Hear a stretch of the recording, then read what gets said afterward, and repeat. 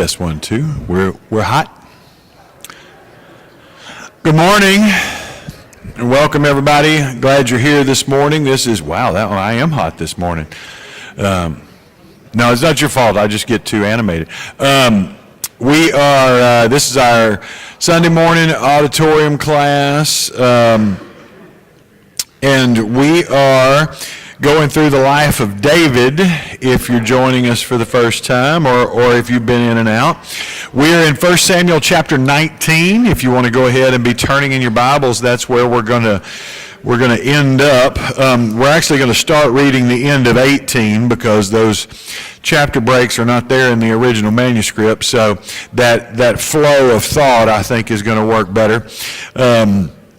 Because the end of 18 flows into the beginning of 19. But you remember in 18 we were starting to see the fracture of the relationship with Saul and David. And David comes on the scene, and everybody loves David. The people love David. I mean, even Saul loves David at first. Saul's son Jonathan loves David. Saul's daughter Michal loves David. All the people love David. And Saul is the kind of guy that he can't handle that. That makes him very jealous. And we'll pick it up in chapter 18, verse 28, because that's going to lead into 19. But chapter 18, verse 28. When Saul realized that the Lord was with David and that his daughter Michal loved David, Saul became still more afraid of him, and he remained his enemy for the rest of his days. The Philistine commanders continued to go out to battle, and as they often did, David met with more success than the rest of Saul's officers, and his name became well known.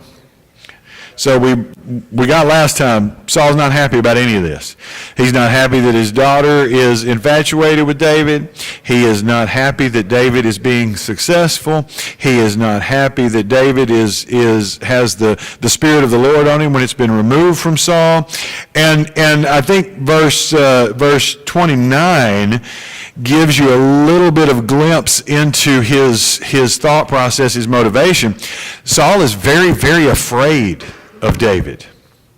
He's afraid of David usurping the throne. He is afraid of David just because everything that we've described before. And so chapter 19, verse 1, Saul told his son Jonathan and all the attendants to kill David.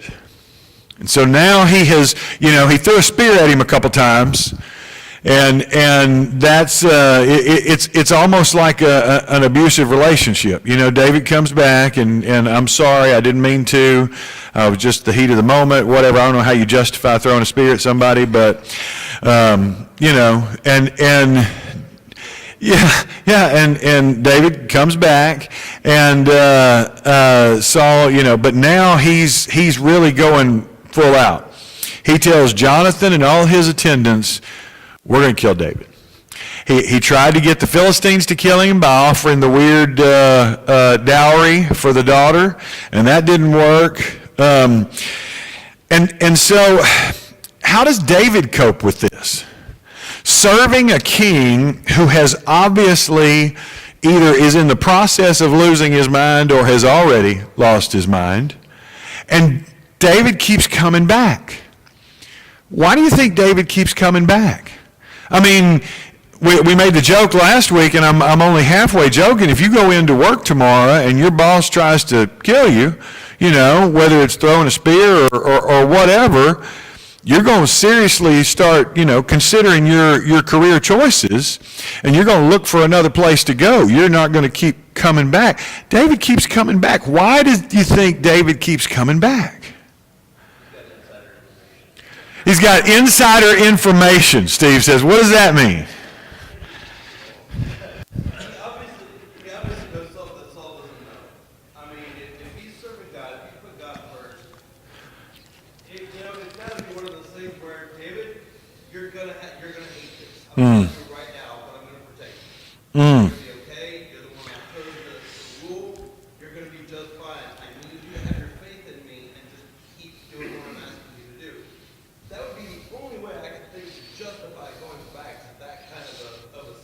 Okay, I buy that. Steve says that he's got insider information, and really what he's saying is that he trusts God more than he's worried about Saul. Because, and I think, we've talked about how the writer of 1 Samuel loves these compare and contrast moments. And I think you look at the fear of Saul, the Spirit of God's taken away from Saul. Saul is living in a place of fear and paranoia and all this stuff. David, meanwhile, is living in a place of faith, and he's going to keep going where God put him, no matter what. And whether it's scary or whether it's dangerous or whether it's volatile or whatever, David's going to keep going where God put him. Now, Nick said loyalty, and I buy that. I mean, David he knows at some point he's the anointed, he's the new anointed. It doesn't feel like it at that moment because, ain't nobody treating him like a king. But he is, and I think those two are connected. I think he's more loyal to God than to Saul. I totally agree with that. Norma. And I agree with all that too, but I think we have to remember that even though he had faith, it didn't mean it was that easy at all. Because, or that he didn't have times of, I don't want to say doubt, but yet Yeah. he questioned God about a lot of things in the Psalms. Absolutely.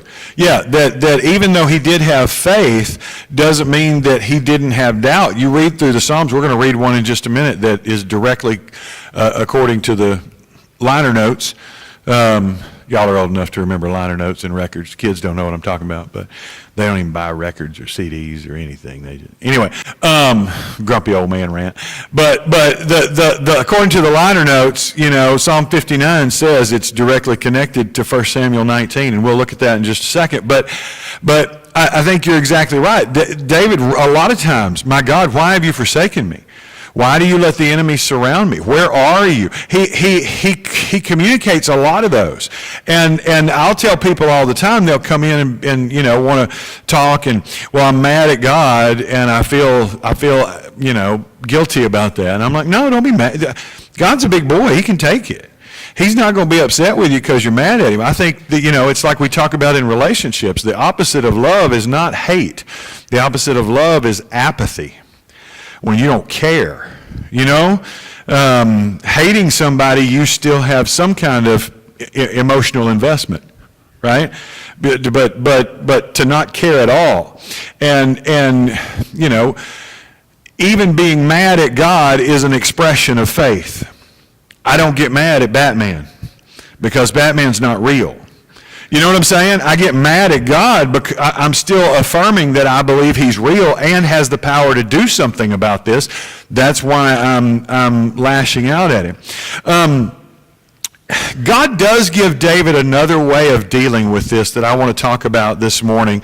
And because I think it's instructive for us, because all of us at some point in our lives either have been or will be in this place where David is. You feel like you're doing everything right. You feel like you're living according to the Word of God, but you feel like nothing is playing out. I mean, think about it. David is doing everything God's commanded him to do. He's being successful. He's being blessed, but he's not been made king, even though Samuel told him he would. He's not, his life is in turmoil. His life is in danger. And you got to start wondering, why? I mean, I'm doing everything right, God. Why am I not being blessed? Why do I struggle? Why is my work a struggle? Why is my marriage a struggle? Why is my finances a struggle? And it feels like the whole world's stacked against you. Psalm 59 I referenced just a minute ago. And if you'll hold your finger in 19 and flip over to Psalm 59, or I'm going to read you a little bit of it. The note at the top says, this is credited to David when Saul sent men to watch his house in order to kill him. So it's directly connected, according to the notes, to 1 Samuel 19, and it gives us a image of what's going on in David's mind. I'm going to read you just the first 3 or 4 verses. Deliver me from my enemies, O my God. Protect me from those who rise up against me. Deliver me from those who work evil, and save me from bloodthirsty men. For behold, they lie in wait for my life. Fierce men stir up strife against me. For no transgression or sin of mine, O Lord, for no fault of mine, they run and make ready. So David is feeling that in the moment. I haven't done anything to deserve this. This is not my fault, but I'm still running for my life. And he's crying out, Lord, help me. So what does God give him? What does God give him to help him make it through this? Well, I think one of the things that we see from 18 and 19 is that God gives him a friend. Now think about that, because we minimize that, I think, sometimes, and especially when we're younger, and then as we get older, our friends become fewer and far between. You know, we have a lot of old friends. It's harder to make new friends,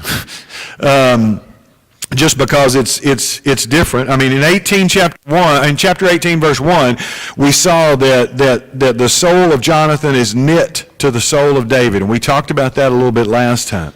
And modern culture will try to twist this into some kind of homoerotic thing, and the problem with that is taking modern glasses and looking at ancient texts. And the Bible is never hesitant to reveal people's sins. You read through the Old Testament from Genesis to the 2 Kings, and the Bible does not shy away from telling you when people do stupid stuff. You know, and if this was happening, I believe the Bible would have said the idea of any kind of homoerotic relationship was very far removed. It was so culturally taboo, not just culturally, but religiously, and they would have grown up in a society that made that even, not to say it didn't happen sometimes. I mean, obviously, God wouldn't have put something in there about it if it didn't happen, but I really don't see any evidence here that supports that, because that seems to be a modern rewrite. Okay? But I do think there is an intimate friendship here, and there's something that bears talking about. I used to have a study, and I couldn't find it. It's in my old notes before I kept everything on computer, and so, you got to leaf through papers, and I gave up on that really quick. But I used to have a study that talked about the progression of friends, and they use different studies use different words, but basically they give you a four-level pyramid, with the bottom being acquaintances. And acquaintances are people that you know, but you don't really know. You know what I'm saying? It's more than just, we live in Elkins Lake, and when people are walking on the street and you drive by, they wave at you whether they know you or not. That's not what I'm talking about. That's just acquaintance is somebody you know enough to say hey to in Walmart, right? Hey, Tim, how you doing? Good to see you. We're acquaintances. I may not even know Tim's last name. Or the person you know enough to say, hey buddy, how you doing? Good to see you, man. And that person don't know your name. And I'll do it out here in the foyer. I'll be like, y'all, I'm trying, but the hard drive don't spin as fast as it used to, so I'm going to ask you your name 8 or 10 times. I've told some of you this. I'm going to ask you your name 8 or 10 times. Don't be offended. It's me, not you. I'm trying, but, I'm going to call you all kind of things, and just keep correcting me. Be patient with me. It'll get in there eventually. But that's the acquaintance. Then the next level is what they call convenient friends. Some will call it casual friends. These are people you share some kind of interest with, right? Your bowling league, or your coworkers, or it's somebody you have a little bit more connection with than just an acquaintance. A lot of church friends fall into this. You know, we know them from church, we go to church together, but we don't really know each other. You know what I'm saying? We know each other, but we don't really know each other. That's that second level, convenient friends, casual friends, whatever you want to call it. The next level, a little bit closer, and that pyramid is the number, right? Acquaintances, you may have a ton of those. Convenient, casual friends, you're going to have a few less. Close friends, you're going to have even less. And these are friends that have been around for a while. You've been through something together. You know some things about each other.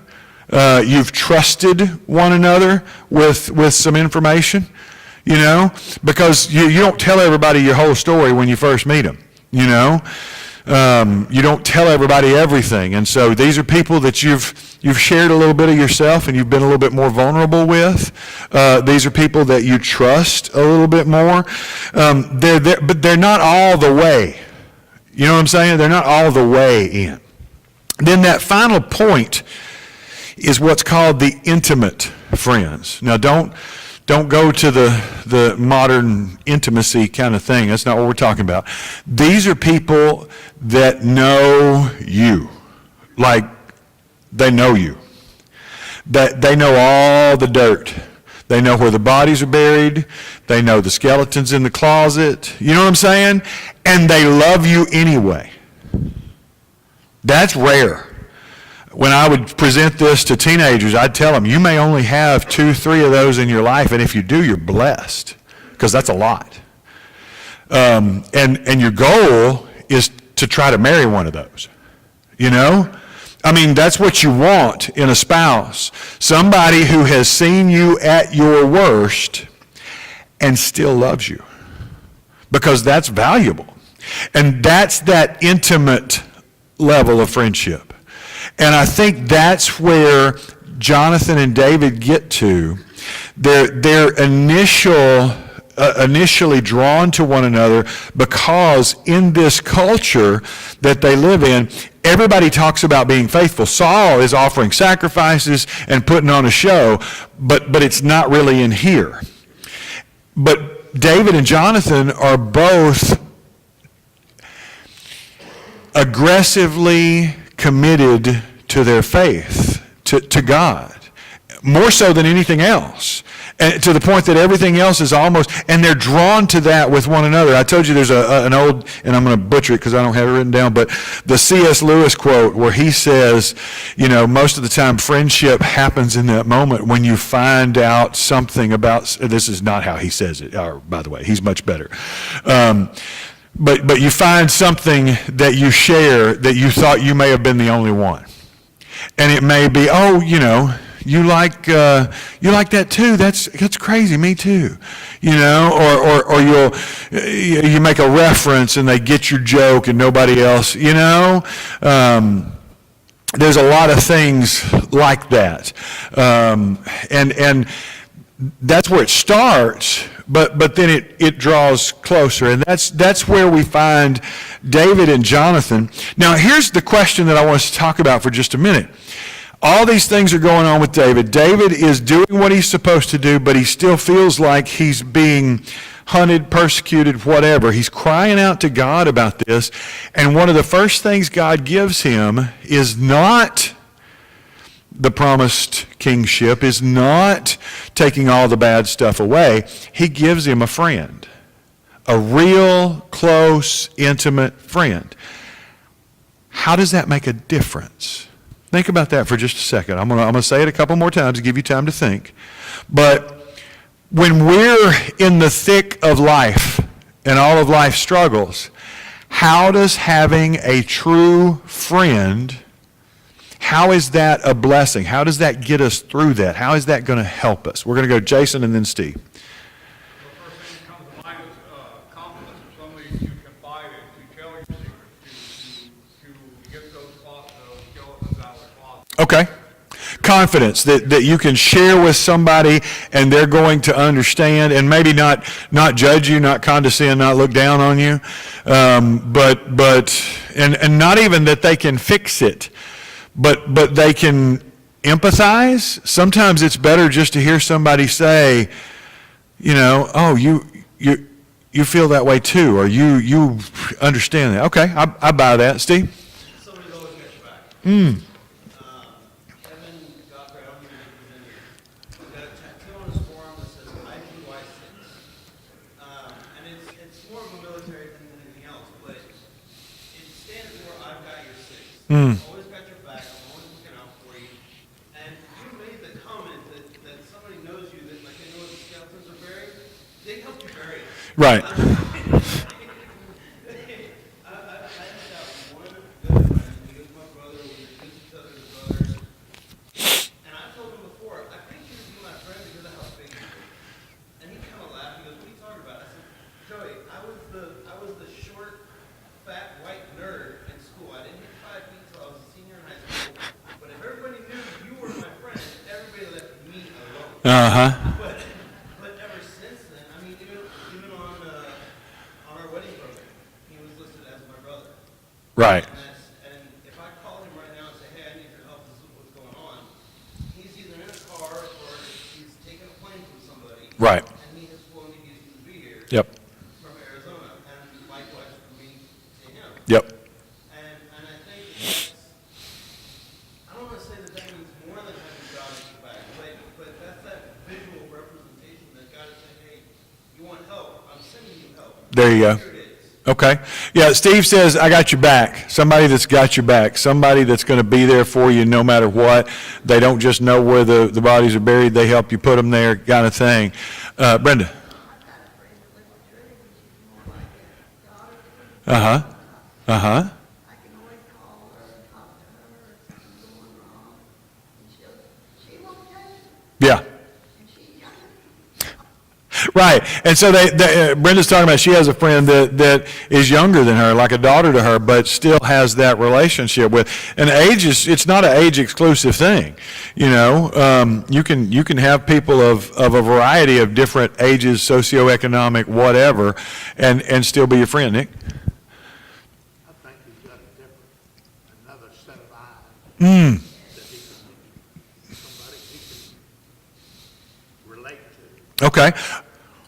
Different perspective of what's going on. I like that. Nick says it's another set of eyes. It's a different perspective. But having that, I mean, there may be a lot of people that are on the outside looking in that could tell you what they think you should do. I mean, that's pretty much what the internet does, right? But having that trust that I know this person loves me and wants the best for me, I listen to that a little bit more. I may not listen to the thousands of voices that want to jump in and comment on your whatever. That doesn't have any weight. But let me get Julie, and then I'm coming over there. Okay, I want to turn around too, because Jonathan was in this too. Jonathan was watching his father do some very evil things. Jonathan needed big friendship also. I think it was a mutual thing. We overlooked Jonathan's part of what he needed. Good point. Good point.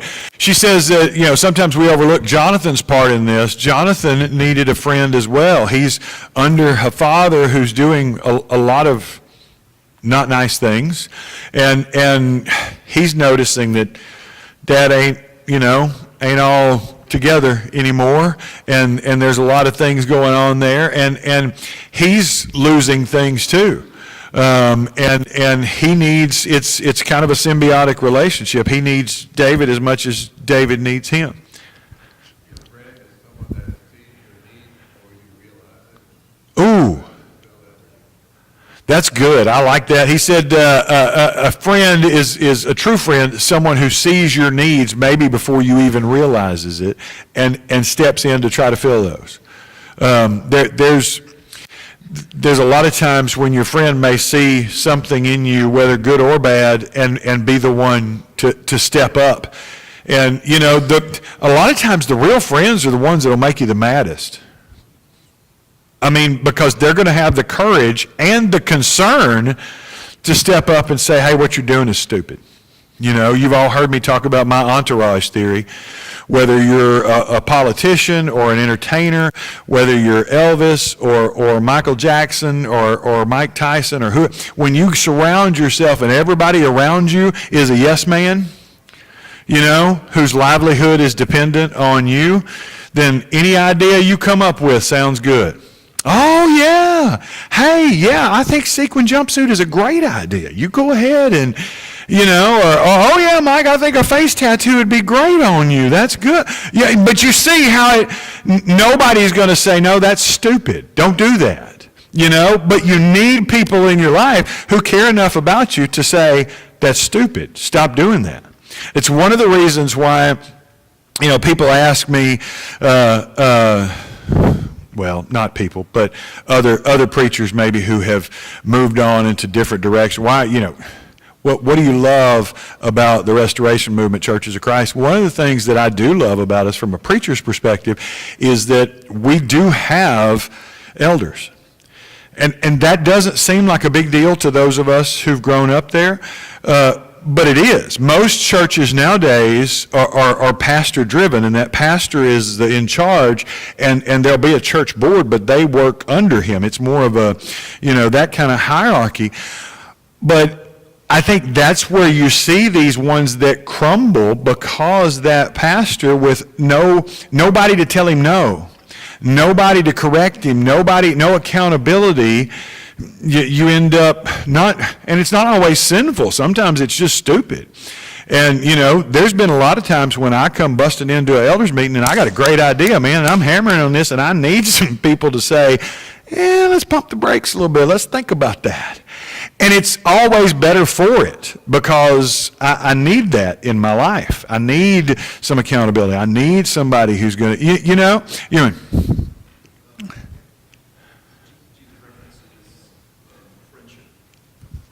Yes.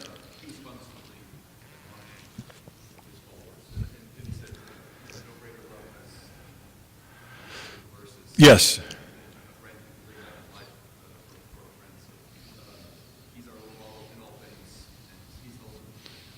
Absolutely. I think one of the greatest things is that I mean, Jesus says to the apostles, I've called you friends. That's a huge deal, man. The fact that I have, you know, we used to sing those old songs. I've found a friend in Jesus. He's everything to me. You remember that? Or what a friend we have in Jesus. But that's true. Jesus is that ultimate intimate friend. He knows everything about me more so than any, and still loves me. And if that doesn't blow your mind, you need to take a hard look in the mirror because you don't know yourself very well. You know, the fact that he still loves me in spite of my failures, in spite of my weaknesses, in spite, you know, there's a lot to that. I want to move through this a little bit, and I want to look at their relationship just a wee bit, Jonathan and David, and some points that popped out to me, and you may find others, and we'll talk about those. But an intimate friend, this level of friendship that we're talking about. I think one thing that you notice here from chapter 18, and we're going to go back a little bit, is that an intimate friend will sacrifice for you. An intimate friend will give of themselves for you. In chapter 18, Jonathan makes a covenant with David in verse 3 of chapter 18. Now remember, Yahweh is a God of covenant. Yahweh is a God, he makes a covenant with Abraham and then does everything he can to honor that continually for centuries, right? He's going to make a covenant with David later. And eventually, that's what, you know, when we take communion this morning, we're remembering not just, this is not a funeral for a dead Savior. This is remembering the covenant. Jesus says when he's instituting that, this is the new covenant in my blood. This is a big deal. And so making a covenant is not a joke to Yahweh. Jonathan makes a covenant with David, and we talked about how he gives him his royal robes, and that's symbolic. This is not just, you know, you're cold, have my coat.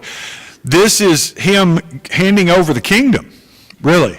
And you can imagine, I'm sure his father didn't know about that, but if he heard about it, you imagine how that pushes him over the edge. This is a big deal, and Jonathan is ready to sacrifice for David. He'll tell him later, whatever you say, I'll do for you. I mean, that's right. That's pretty incredible. Whatever you say, I'll do for you. And a friend that loves you even when it hurts them or they have to give up something. That's important. Let's look at the second one. They're also loyal. Nick mentioned loyalty in David coming back to Saul and back to the court. But look at chapter 19, verse 4 through 5. I think we see Jonathan actually standing up for David to his father. He says, let not the king sin against his servant David, because he's not sinned against you, and because his deeds have brought good to you. For he took his life in his hands, and he struck down the Philistine, and the Lord worked a great salvation for all Israel. You saw it and rejoice. Why then will you sin against innocent blood by killing David without cause? Now, I think there's something significant there, because a friend who is going to be loyal to you even when you're not around, even when it doesn't benefit them. You know, I mean, we live in a culture, man, and the kids call it spilling the tea. But we live in a culture that loves gossip. I mean, we love some gossip. We like it on the internet. We used to like it on TV. We'd have whole, remember the entertainment shows, Entertainment Tonight, that's all it was, just gossip. And then you go further back in the tabloids, if they didn't have any gossip, they just make it up. Now that's all of them, but we won't talk about that. But you get the idea. We are a culture that likes our gossip. And somebody who is not going to talk about you behind your back, in fact, who's going to stand up for you, that's kind of a big deal. I mean, and Jonathan's in a horrible place. This man he's talking to, it's not just that he's taken up for the guy with his dad. His dad's crazy. He's going to try to throw a spear at Jonathan here in a little bit because he's that crazy. And so this is not a small thing for him to be loyal to David and to stand up for David because, this is the crown prince of Israel, the heir apparent, a valiant warrior in his own right, and yet he should feel the same way Saul does. He doesn't have any songs being sung about him. There's no women lining the streets when Jonathan comes back from battle. He's not being heralded and championed and, all the things that David's getting. But there's no envy. There's no jealousy there. In fact, he's still standing up for him. I think that's a big mark of a true friend. Third, I think intimate friends are going to give you the freedom to be yourself. Intimate friends are going to give you the freedom to be yourself. It's not about judgment. It's not about condescension. It's not about you should be more like me, and if you were just more like me, everything would be better for you. If a true friend needs to weep, you let them weep.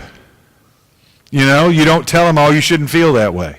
If a true friend needs to complain, you listen.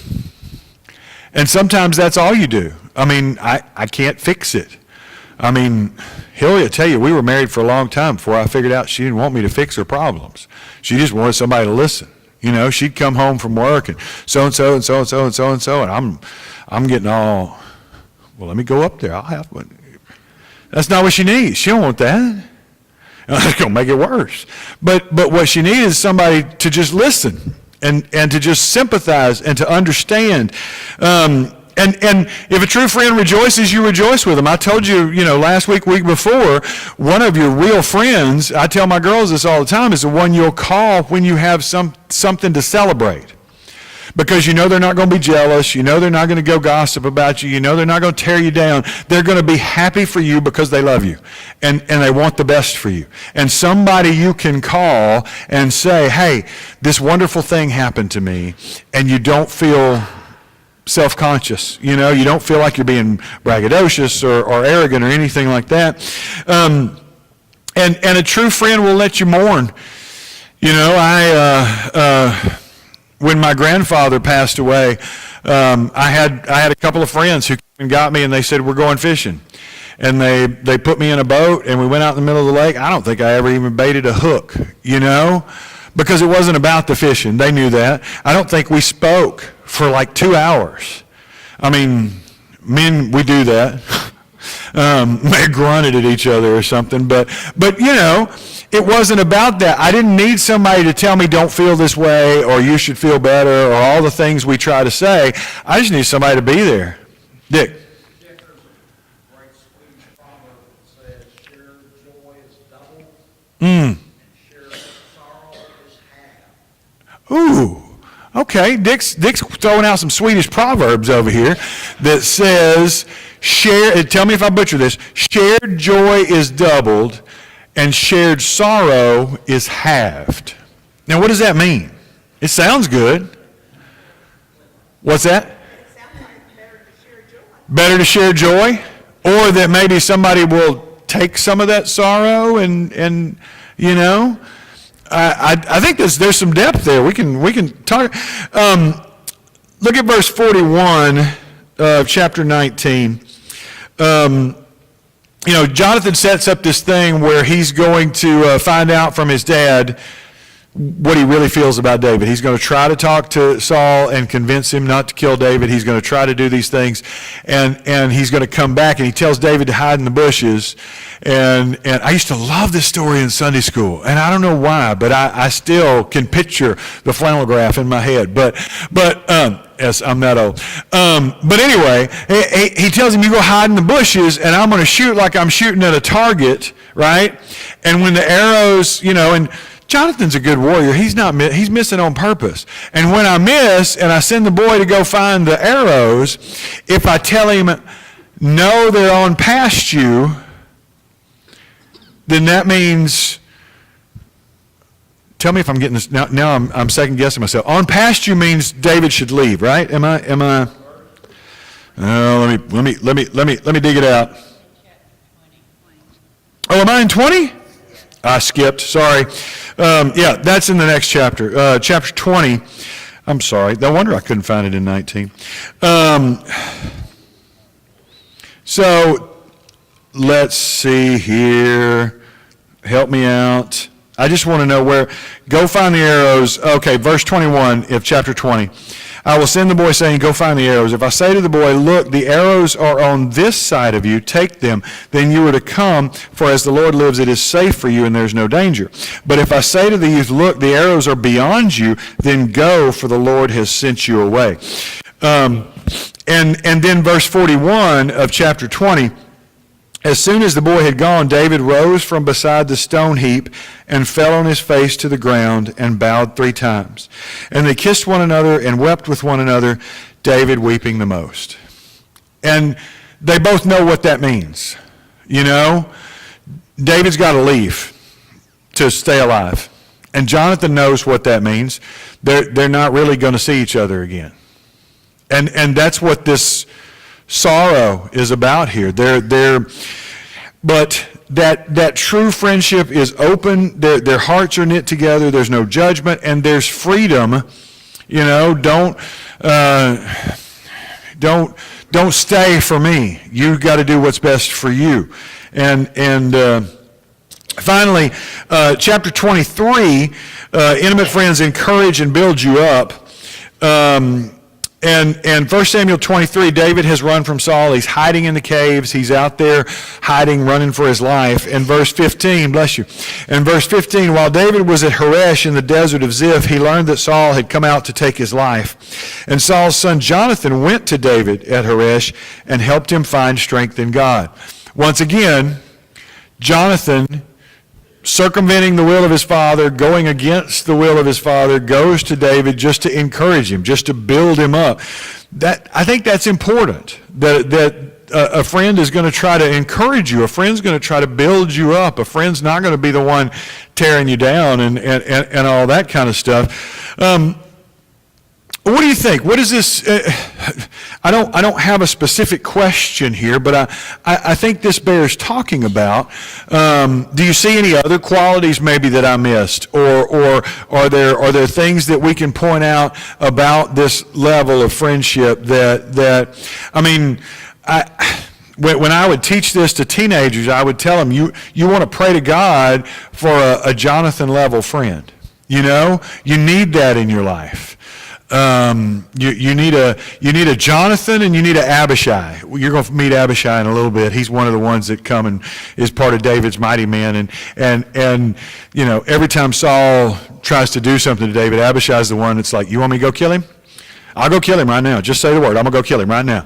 You need an Abishai, but you need a Jonathan. You know, you need that one that's going to encourage you and build you up and be there for you. Jason, you had your hand up. I think Jonathan is a good dude.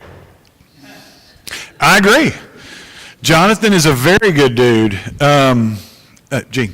Well, if you want to have a Jonathan friend, you have to be. Ooh, that's good. If you want to have a Jonathan friend, you got to be one. Did you have more to unpack, or am I cutting you off? That's okay. No, that's plenty. If you want to have a Jonathan friend, you need to be one. And I think that's worth remembering. You know, in my own relationships, I want to be this person that sacrifices and that's loyal and that gives people the freedom to be themselves and also encourages and builds them up to try to find the best version of themselves, because our tendency is to tear one another down. You know, our tendency is when somebody else is successful, we want to knock. You know, you see that once again. Social media, man. I mean, we love to create a hero, and then once we create them, we start chopping them down. We start finding ways to knock them back down. Nick. Your best friend, you gotta put a lot of time in. And as far as what fellow said over there, whoever it was, the joy is key. Both of you are absorbing that joy. The sorrow, you're absorbing his sorrow, Yeah. his part for him. And as far as, you never ever direct with a best friend to do everything with a cushion. Maybe enlighten them, but cushion. You don't want to destroy that friendship. Absolutely. Part of being a friend is putting a lot of time into it. And part of sharing that joy is that you both draw that joy off of one another. And what Dick's proverb about sharing the sorrow is, I think it's like somebody's helping you carry something heavy. You know? When you, I got something that I can't carry by myself because it's just too much. But my friend comes along beside me and helps me carry that. And you know, I think that's sorrow is halved, or mourning is halved. I want to touch just real quickly, because I think, you know, once again, 1 Samuel, compare and contrast.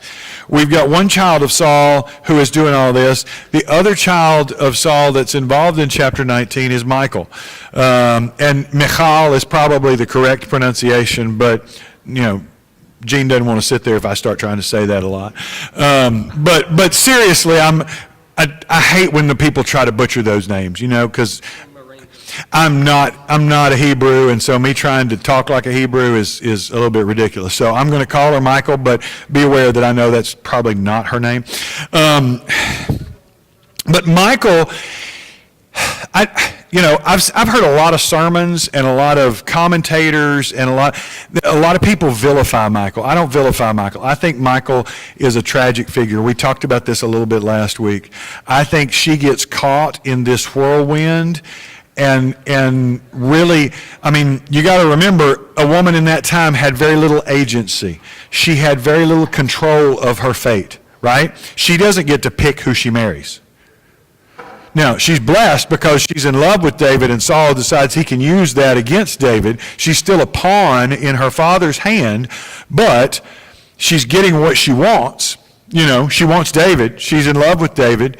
But then you see why she becomes a little bit bitter, because, I mean, she's married and immediately it's jerked away from her. And it'll be years before she gets back to there. And so there's a little bit of bitterness that you see coming from her. She's manipulated and moved around by all these men and has very little agency or very little control over what's happening. She gets caught in the middle of a lot of things. Saul wants her to be a hindrance to David. She wants to be a wife to David. But like Jonathan, when she sides with David, and that's what happens in 19, the men come to kill David at their house, and she dresses up this household idol. Don't get hung up on that. That was a cultural thing. We don't know whether she was worshiping it or not. It's possible. We've saw that from Rachel and some of those, got their idols hid and those kind of things. It's hard to give up your idols, and that's a whole different sermon. But she puts it in the bed, and dresses it up so it looks like David, because she tells him, these guys are coming to kill you. You need to get out of here.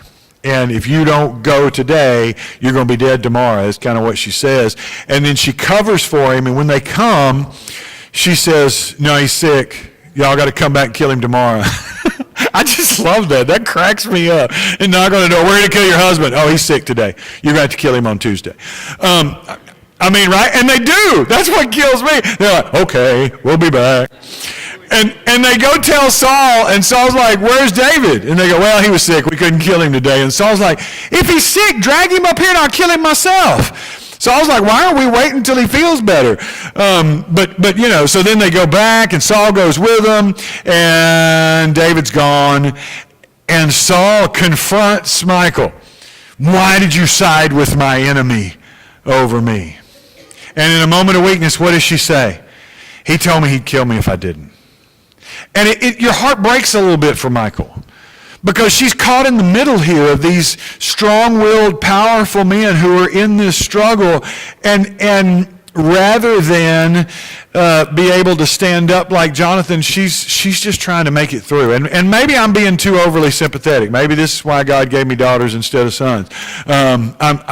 But I really feel for her, because I don't think if she would have stood up to Saul like Jonathan did, it would have ended the same way, because she had less value in Saul's eyes than Jonathan did. And anyway, so I want to leave with one more thing. I know we're over time, and I apologize for that. But we started with Psalm 59 and where David felt, how David felt, and he expresses all that to God. But let me read you the end of Psalm 59, because I do think that is important. Verse 16 and 17. But I will sing of your strength. I will sing aloud of your steadfast love in the morning, for you have been to me a fortress and a refuge in the day of my distress. O my strength, I will sing praises to you, for you, O God, are my fortress, the God who shows me steadfast love.